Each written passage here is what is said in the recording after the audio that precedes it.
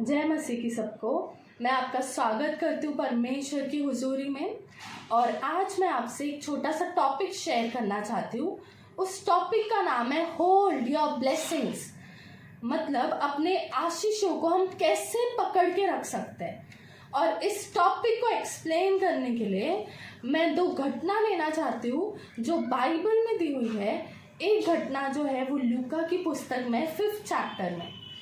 ऐसा होता है कि शमौन पतरस नाम का एक आदमी था जो कि फिशरमैन था बाय प्रोफेशन। उस घटना में ऐसा लिखा हुआ है कि उसने रात भर कोशिश की पर उसने एक भी मछली नहीं पकड़ी। और जैसे ही सुबह होती है, यीशु मसीह जब उसके नाव पर आते हैं और कहते हैं कि नाव जो है वो किनारे से थोड़ा दूर ले चल, गहरे में ले चल और जाल डाल।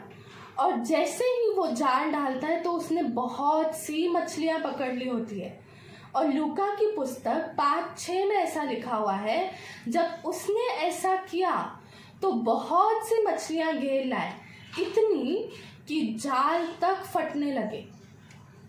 मतलब इतनी मछलियां पकड़ लाए, इतना अबंडेंस, इतना ब्लेसिंग था कि वो ब्लेसिंग को संभाल तक ना सका और उसके जाल फटने लगे।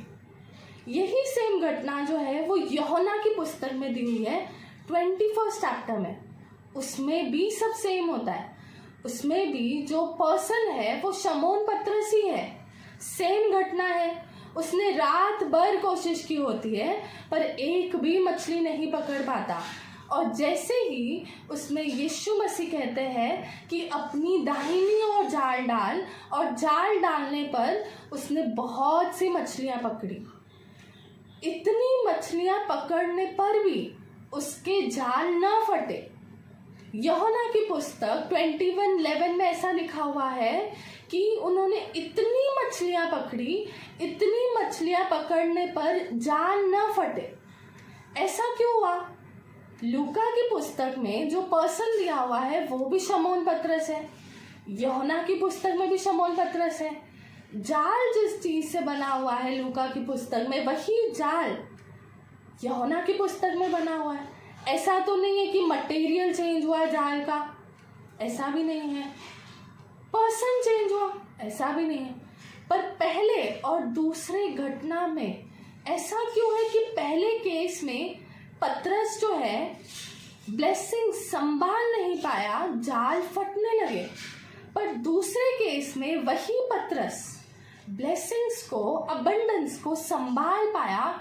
लिखा हुआ है जाल न फटे। ऐसा क्यों? ऐसा क्या हुआ इन दोनों के बीच में? ये दोनों जो घटना है, ये दोनों घटना अलग अलग समय पर दी गई है। पहली वाली जो घटना है वो तब है यीशु मसीह के क्रूस पर चढ़ाए होने से पहले की घटना है। और जो दूसरी घटना है जो यूहन्ना की पुस्तक में लिखी हुई है वो यीशु मसीह के पुनरुत्थान के बाद की घटना है। तो इन दोनों में होता क्या है? पुनरुत्थान मतलब क्या? यीशु मसीह मारा गया, गाड़ा गया और तीसरे दिन पे जिंदा हुआ, उससे हम पुनरुत्थान कहते हैं। तो पहली घटना पुनरुत्थान के पहले की है और दूसरी घटना पुनरुत्थान के बाद की है। दोनों में फर्क क्या हुआ?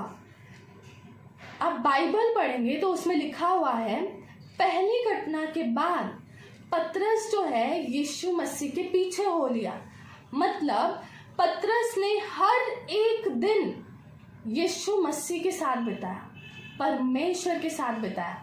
जब हम हर दिन अपना परमेश्वर के साथ बिताते हैं, हर दिन हम बाइबल पढ़ते हैं, हर दिन हम प्रार्थना करते हैं, तो परमेश्वर हमें अपनी विजडम से भरते हैं। तो जब हमें वो अपनी विजडम से भरते हैं तो हम उन ब्लेसिंग्स को जो परमेश्वर हमें देना चाहता है बहुतायत से, उससे हम हैंडल करना सीख जाते हैं। इसके ये एक्सप्लेन करने के लिए मैं एक छोटा सा एग्जाम्पल लेना चाहूँगी आज के लिए। मान लीजिए कि एक पर्सन है, एक आदमी है जिसकी बहुत बड़ी शॉप है। उसने बहुत मेहनत की, बहुत कोशिश की, पर उसके पास एक भी कस्टमर नहीं आया। उसने प्रार्थना कंटिन्यू रखी, एक दिन ऐसा हुआ कि परमेश्वर ने उसकी सुनी और उसको बहुत तायत से आशीष दी, बहुत से कस्टमर्स उसको दिए, इतने सारे कस्टमर्स दिए कि वो पर्सन उस कस्टमर्स को हैंडल तक नहीं कर पाया, डील तक नहीं कर पा रहा था। ऐसा हुआ कि उसे संभालने के चक्कर में वो किसी के साथ रूड बात करता, किसी के साथ चिढ़ के बात करता। तो उस बात करने के वजह से जो कस्टमर्स हैं वो नाराज़ होने लगे। नाराज़ होने के वजह से वो वहाँ से जाने लगे। तो जब वो जाने लगे तो हुआ क्या उस समय पे कि जो बाकी उसके दोस्त है, जो उसके सहकर्मी है, वो सब आए, उन कस्टमर्स को समझाया और फिर सब बात बन गई, उसके पास ब्लेसिंग्स रही। ऐसा ही बाइबल में भी दिया हुआ है। जब पतरस ब्लेसिंग्स को संभाल नहीं पा रहा था तो तब उसने अपने दोस्तों को बुलाया जो दूसरे नाव पर थे, उनको संकेत दिया और वो आकर उसकी मदद करने लगे।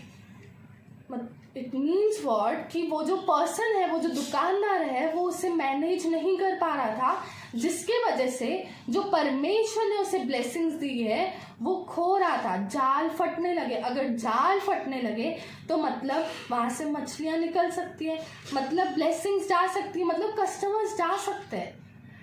पर अगर हम हर दिन परमेश्वर की हुजूरी में रहते हैं, परमेश्वर के प्रेजेंस में रहते हैं, बाइबल पढ़ते हैं, प्रार्थना करते हैं, तो परमेश्वर हमें अपनी विजडम से भरते हैं।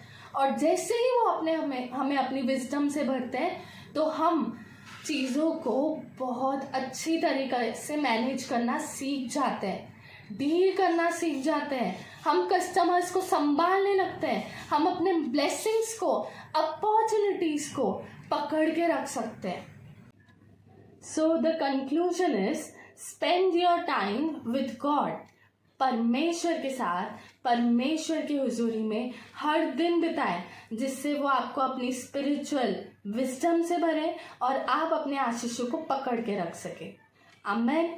God bless you all.